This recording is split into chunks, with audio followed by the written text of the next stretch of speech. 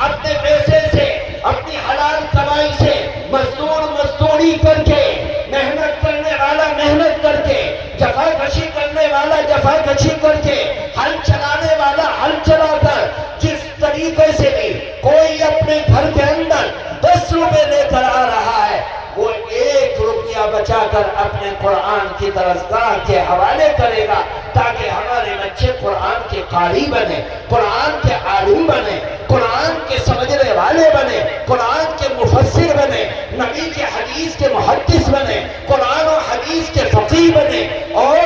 مملکت کسی کی بھی ہو، لیکن مسلمان اپنے پیسے سے ان مدارس و مکاتب کو چلائے گا اور قرآن کی حفاظت کرے گا۔ آج مولانا قاسم نانوتوی رحمت اللہ علیہ کی اس سوچ پر یورپ کی گلیوں میں، لندن کے کلیساؤں میں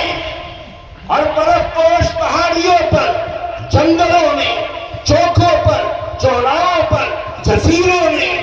جہاں تصور نہیں کیا جا سکتا کہ یہاں پر اسلام کا جھنڈا لہرانے والا کوئی ایک زندہ ہوگا، لیکن قرآن وہاں زندہ ہے، قرآن کی تعلیم وہاں زندہ ہے، اسلام وہاں زندہ ہے، اسلام کا پڑھانے والا زندہ ہے، اسلام کے مسائل کو بتلانے والا زندہ ہے، اسلام کی تبلیغ کرنے والا زندہ ہے، اسلام کی تعلیم دینے والا زندہ ہے۔ میرے دوستو، وہ فلسفہ ہمارے ان اکابرین کا تھا جس کا نمونہ آج ان قدیم دینی اداروں میں دکھائی دیتا ہے۔ ایک پیسہ سرکار سے نہیں آتا، مزدوری کرنے والے مزدوری کر کے دیتے ہیں، اور ان اداروں کو بناتے ہیں، ان کی حفاظت کرتے ہیں، ان کو سنبھالتے ہیں، ان کی پرورش کرتے ہیں، ان کو چمکاتے ہیں، اور ان میں اپنے بچوں کو بھیج کر آبادی کا کام کرتے ہیں، اور اپنے علم کو، فیض کو حاصل کر کے اپنے گھروں کے اندر دین اور علم کو زندہ رکھتے ہیں۔ میرے دوستو،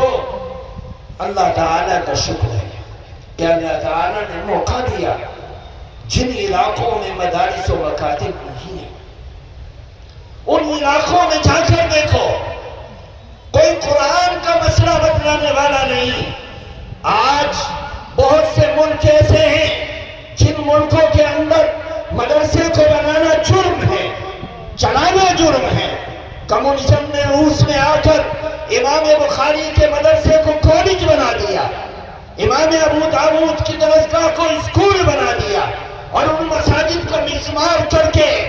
استوا بنا دیے گئے، اور ان مساجد کو میوزیم بنا دیا گیا۔ نماز پڑھنا جرم تھا، مسواک کرنا جرم تھا، قرآن پڑھانا جرم تھا، قرآن سیکھنا جرم تھا، حدیث کو بیان کرنا جرم تھا، سر پر ٹوپی رکھنا جرم تھا، مسجدوں میں اذانیں دینا جرم تھا۔ لیکن